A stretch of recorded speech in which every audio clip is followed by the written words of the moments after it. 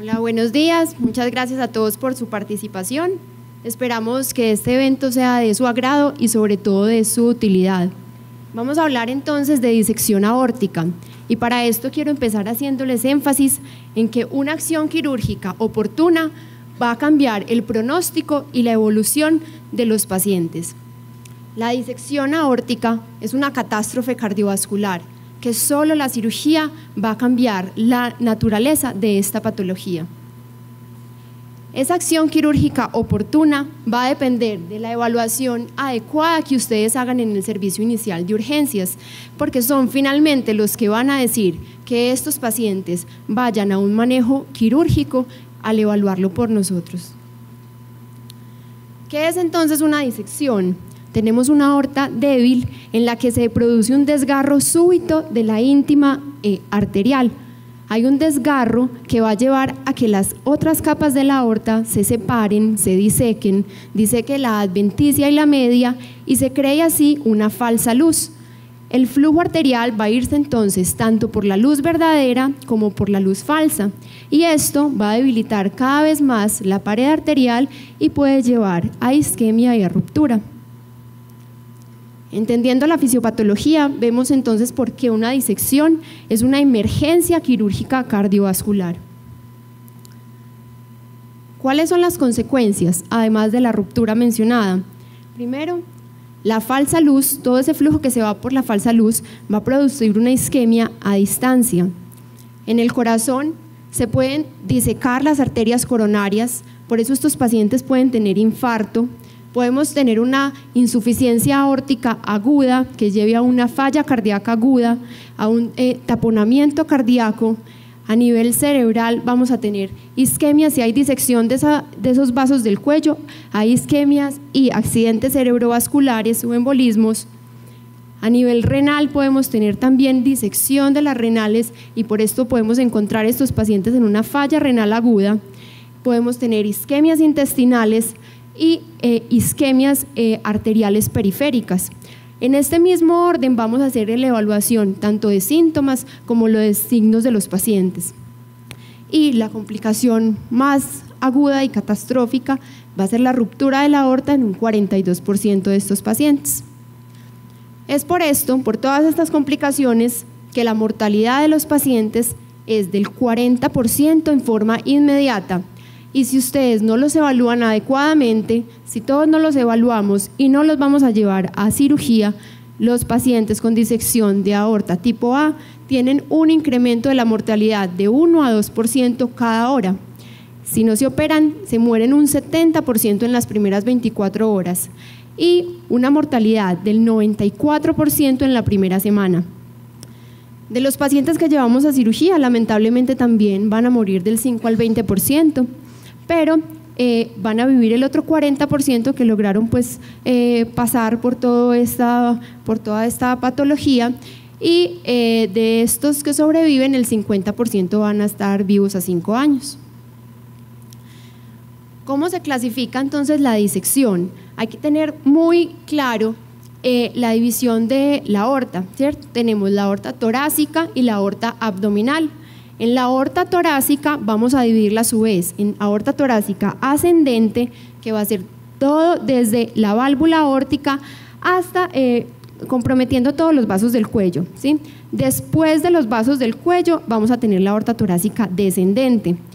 Todo lo que sea aorta torácica ascendente, todo desgarro en esta ubicación va a ser una disección tipo A, como lo vemos aquí en la gráfica. Aorta ascendente, el desgarro, la falsa luz y la luz verdadera.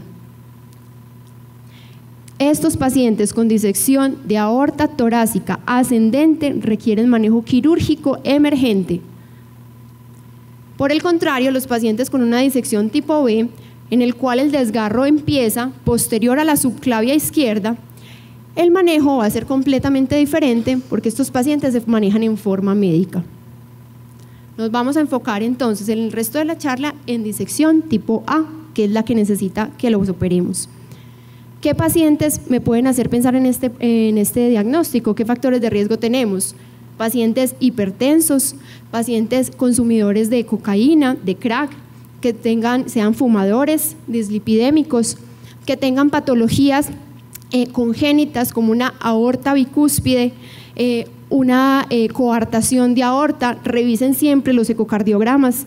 Pacientes con aneurismas de la aorta torácica, siempre vean un eco completo, no solo vean la fracción de eyección, empiecen a mirar otras cosas, miren el tamaño de la aorta, una aorta mayor de 4 centímetros ya es una aorta dilatada, ¿sí? Miren cuántas valvas tiene la válvula aórtica, normalmente son 3, un paciente con una patología aórtica bicúspide ya va a estar asociado a otros cambios y a otra patología cardiovascular.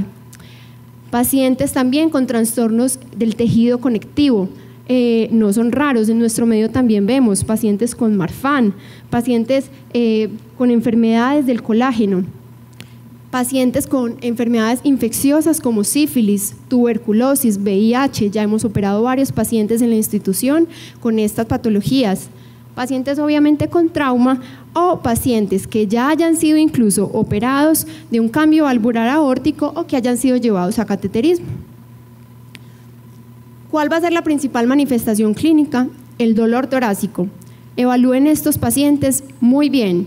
Ustedes saben, los pilares fundamentales para ver bien estos pacientes es un adecuado examen físico y una orientación diagnóstica.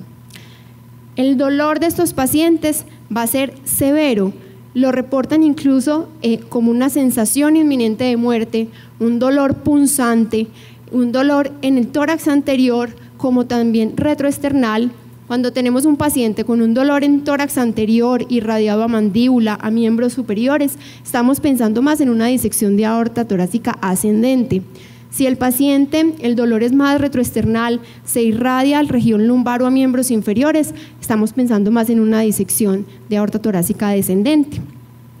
Estos pacientes, la mayoría, el 75%, van a ser hombres, son hipertensos en el 85% y como ya les decía, van a tener un aneurisma de la aorta ascendente en el 60%.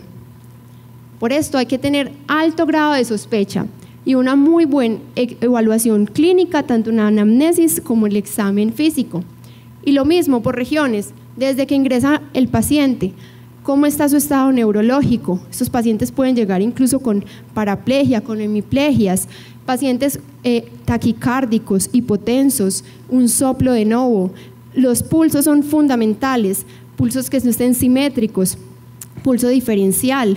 Todo va a ser muy importante para que nosotros sospechemos el diagnóstico.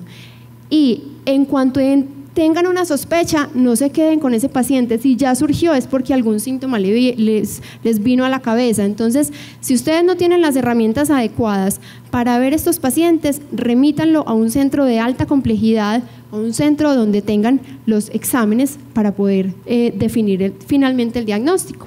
Porque podemos obviamente confundirnos con otras cosas como el infarto agudo del miocardio, un paciente con una pericarditis, un tromboembolismo pulmonar o incluso una colecistitis aguda. ¿Qué exámenes vamos a tener entonces más en un servicio de urgencias y como exámenes iniciales? Una placa de tórax, esta va a ser anormal hasta en un 90% de los pacientes y lo que voy a encontrar es fundamentalmente un mediastino ensanchado. Miren, este mediastino no es normal, ¿sí? Vamos a tener una dilatación, una pérdida de los contornos de la silueta cardíaca, esto principalmente por derrame pericárdico. Vamos a tener hasta en el 80% un derrame pleural asociado. Tenemos la tráquea desviada también en estos pacientes. Vamos a ver en esta placa anterior, veíamos la ocupación del mediastino anterior, todo por esa aorta prominente.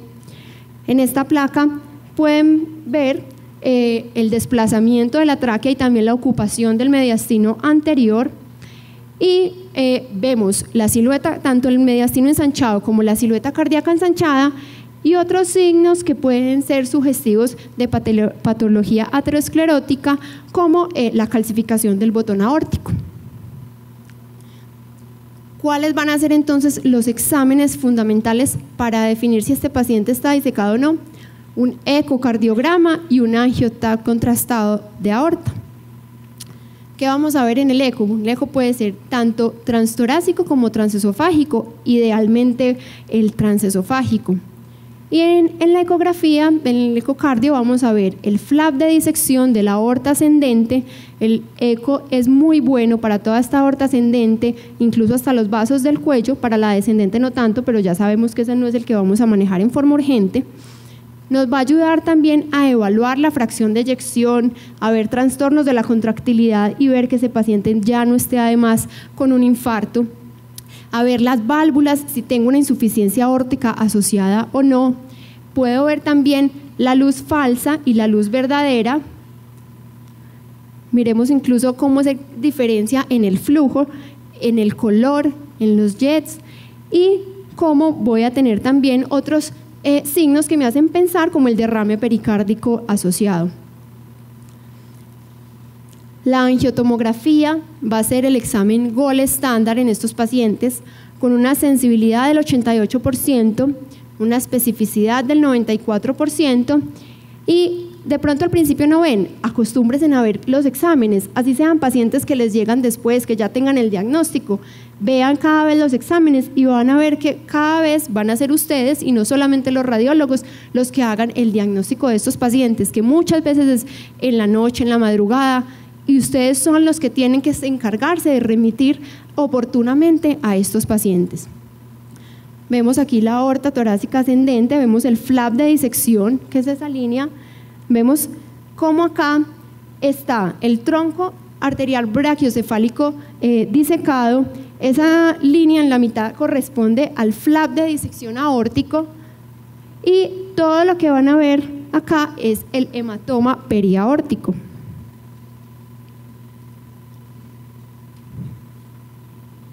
Vemos la reconstrucción del angioTAC y vemos que en cirugía nosotros tenemos los mismos hallazgos, una aorta ascendente dilatada, vemos los vasos del cuello, tronco arterial brachiocefálico, carótida izquierda subclavia, y al lado está la arteria pulmonar.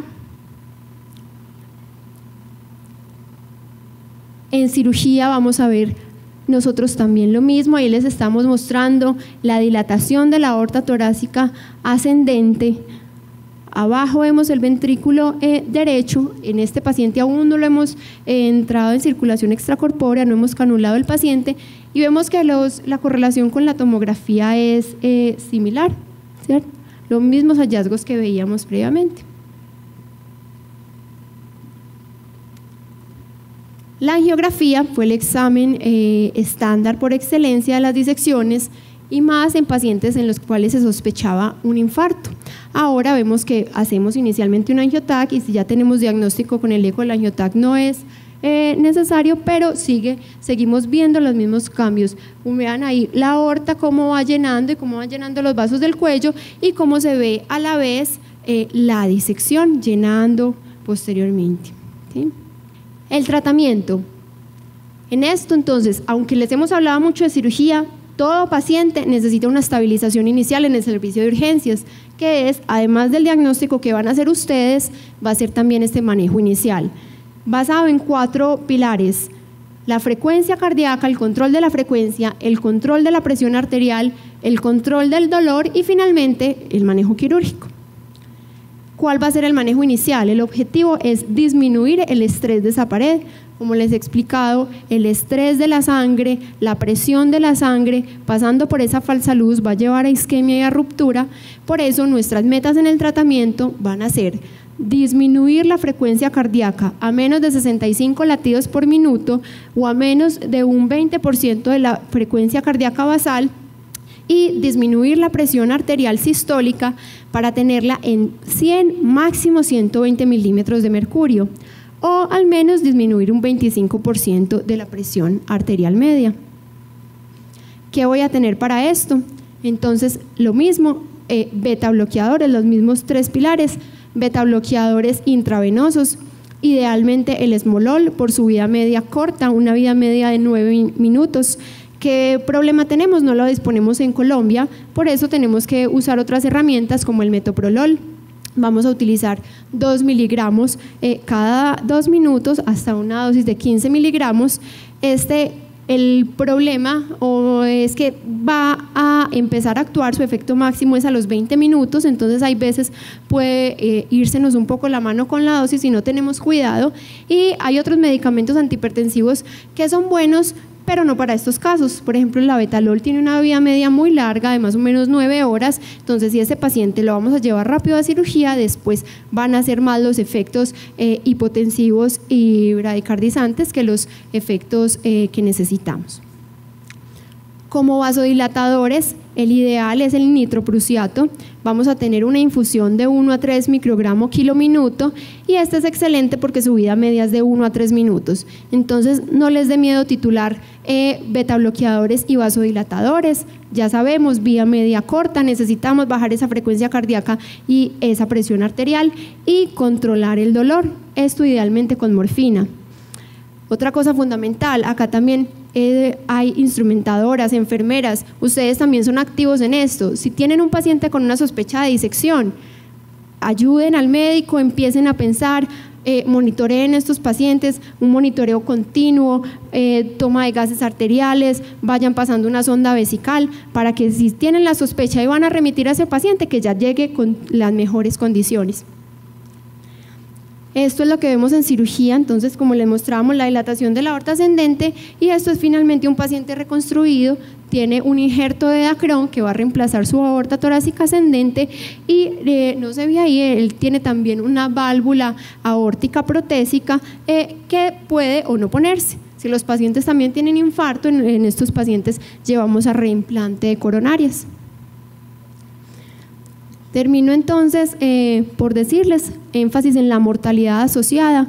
Estos pacientes, si no los operamos en intrahospitalario, mueren 58% versus 26% si los operamos, y al seguimiento a una semana el 26% van a morir en manejo médico, mientras que solamente un 8% si los operamos. Ahí está el corazón latiendo y ya reparado. Muchísimas gracias.